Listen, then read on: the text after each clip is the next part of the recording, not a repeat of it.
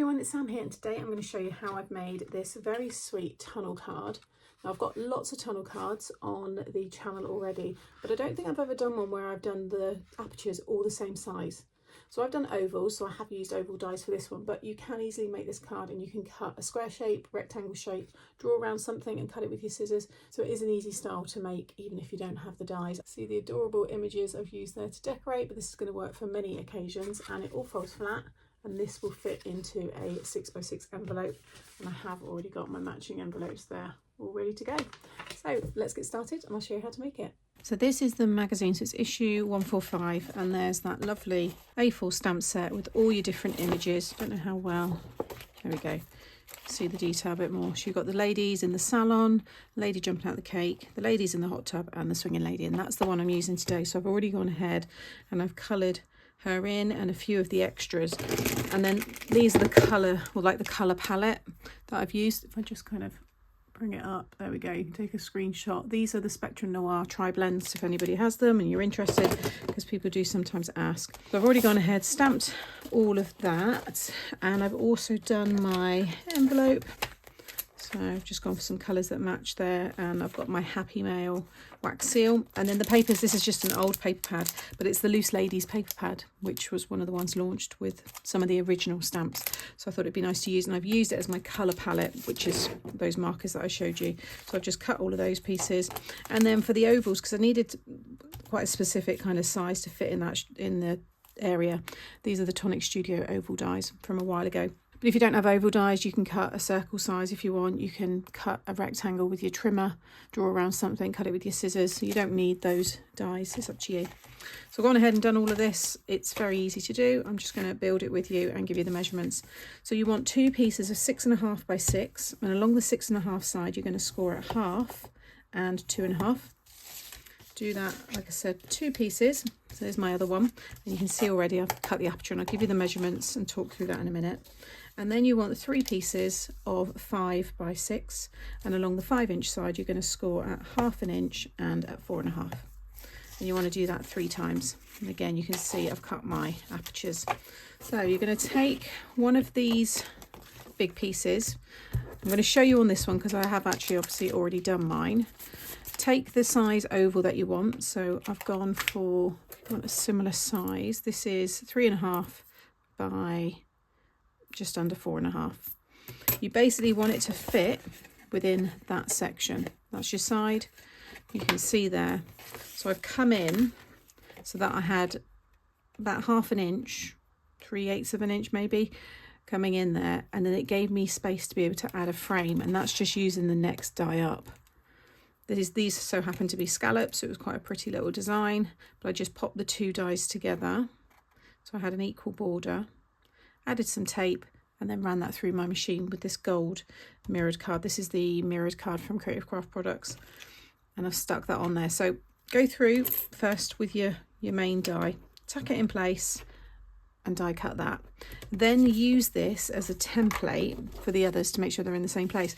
Now a lot of tunnel cards, you will decrease the size of the shape as you go down. So if you wanted to do it that way, you take the next one down and you'd cut that in the middle, and then the next size down again. But I've done this one so they're all the same size, and I actually quite like it. And I think when I showed that one, you know, looking at the side, you get to really see that detail. I think it's quite nice. So once you've done one, you're then going to use that as your guide for the next one. So then you want to lay this down over each of these 3 pieces, line up, I fold this, fold and burnish. Okay, line up this score line on the edge with the 2 score lines. So you just want to sit it in the middle, like so. And then you would lay the die down, tack it in place, and run both of them through your die machine, and it will cut through the bottom one.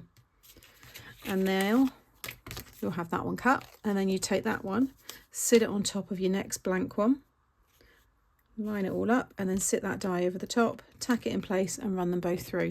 And that way it ensures that all of your pieces, once you've cut them, they are all going to line up when we go to stick it together. Okay, you might have the odd little bit out, and it's not going to matter, You can see there mine all line up. So you want to get to this stage, add your frames if you're going to. You don't have to add a frame. You might want to stick pattern paper over this. It's entirely up to you. Now I've already gone ahead and stamped my sentiment, which comes in that stamp set. So we've got let's get this party started, which is perfect for the swinging lady, and this one was the friends who played together, stayed together. You might want to stamp yours and pop it on, you know, some foam and add it separately. It's entirely up to you. So you want to take this one and then your other big piece, and you're going to stick them together like this. But you want to do it like bit by bit. So first I'm going to add the glue to this 1/2 inch tab, and then just stick that one down and focus on the base. Make sure you get your base nice and flat, and that way it's going to stand up. You can always trim the top if need be. Okay, and then open it up. And now you're going to take your first frame. I've got a wider part at the bottom, because obviously I had the sentiment on the front there.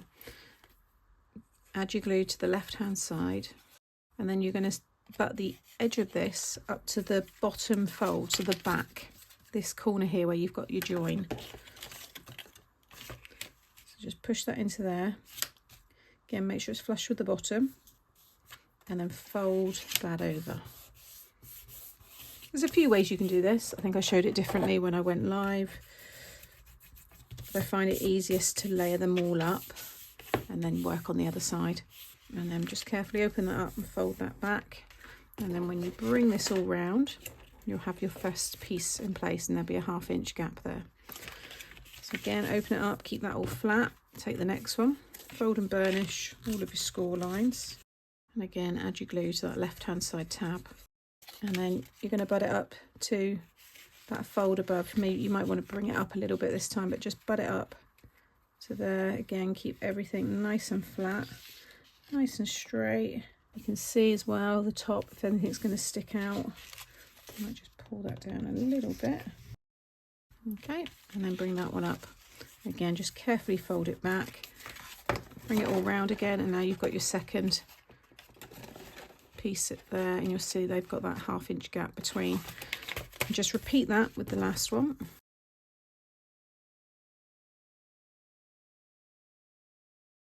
Now what you can do is just lay these all flat, and each 1/2 inch tab will be facing up, and just add your glue over all three at the same time.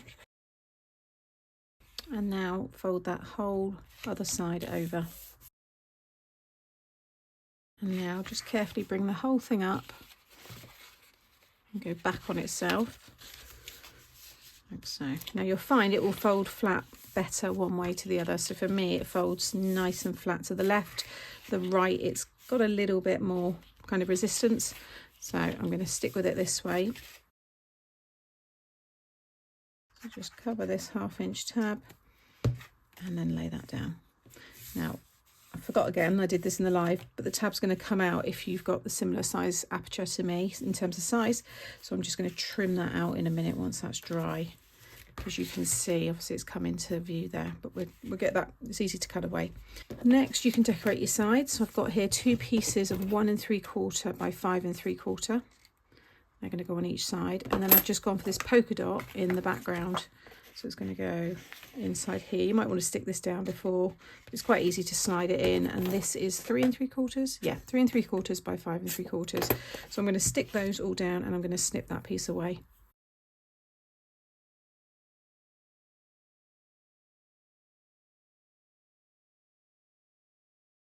So I think I'm going to have her swinging just behind the second one. Well, she's not going to swing. She's just going to be attached with a little bit of glue, so she will move. Oh, but she's going to go just behind the second one there. I mean, she's the main character. You know, you could just have her and that's it. But I have got the little flowers. I want to put a little gem in the centre of them. But these parts here I just thought would look nice just behind her. And I might have one of the flowers maybe like here, maybe one there. So I'm going to, yeah, have a little play around and get that all stuck down. So there's a finished card. I think it looks really good. I actually think the polka dot looks like wallpaper. Yeah, she's just swinging casually like you do. I've added the little wine glasses and the flowers on the front there as well. And then again with the matching envelope there, all tied together. I think it looks fab. bring up the other one as well so you can see them side by side. Very, very cute. So I hope you've enjoyed this card style from me today, and just the way that I've used these stamps for anybody that might have them. I think again it's another great card style that works for just many occasions. Just a big number you could have floating in the middle there, maybe suspended with some acetate. I think it would look fab. As always, all the products that I've used will be linked in the description box below this video.